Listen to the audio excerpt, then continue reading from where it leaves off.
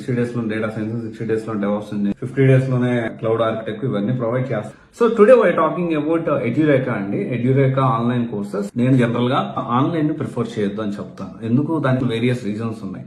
ఎందుకంటే direct point of contact అనేది ఉండకపోవడం, అంటే డైరెక్ట్ ఫ్యాకల్టీతో పాయింట్ ఆఫ్ కాంటాక్ట్ ఉండకపోవడం. బ్యాచెస్ కి కొన్ని వందల మంది ఉంటారు, ఏదో 10-15 మంది 20 మంది అయితే డైరెక్ట్ పాయింట్ ఆఫ్ కాంటాక్ట్ ఉంటుంది, వాట్సాప్ కాంటాక్ట్ ఉంటుంది, డైరెక్ట్ కాల్ చేయొచ్చు, డౌట్ వస్తే మనం డిస్కస్ చేయొచ్చు. ఇవన్నీ ఉంటే కొంతవరకు మనం యాక్సెప్ట్ చేయొచ్చు, ముందుకు తీసుకెళ్లొచ్చు.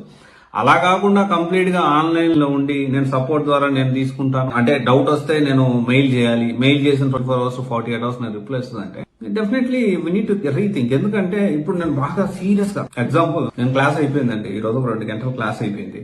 క్లాస్ అయిపోయిన తర్వాత నేను చాలా సీరియస్ గా కూర్చోన్నా, ప్రాక్టీస్ చేస్తున్నా.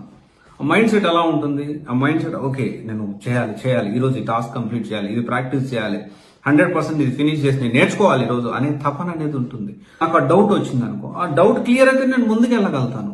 నేను ఆ డౌట్ అది మళ్ళీ సపరేట్ దానికోసం మెయిల్ చేసి, వాట్సాప్ లేకపోతే కాల్ చేసి, అది ఐవీఆర్ఎస్ కాల్ చేసి 1 నొక్కండి, ఎగ్జిట్ స్టూడెంట్స్ అయితే 2 నొక్కండి, న్యూ స్టూడెంట్ అయితే అడ్మిషన్ కోసం 3 నొక్కండి, డౌట్ కోసం 4 నొక్కండి అంటే డెఫినెట్లీ నాకు ఇంట్రెస్ట్ ఎక్కడ ఉంటుంది? నాకైతే ఉండదు ఇంట్రెస్ట్. మీకు ఒకవేళ అలాంటి ఇంట్రెస్ట్ ఉంది, ఆ డౌట్ క్లియర్ అయినాక మళ్ళీ నెక్స్ట్ అంటే ఎంత టైం కన్జ్యూమ్ అవుతుంది? ఇమీడియట్ ఎఫెక్ట్ లో డౌట్ క్లియర్ అయిందంటే ఫటాఫట్ మళ్ళీ మనం ఒక ఇంట్రెస్ట్ అనేది వస్తుంది.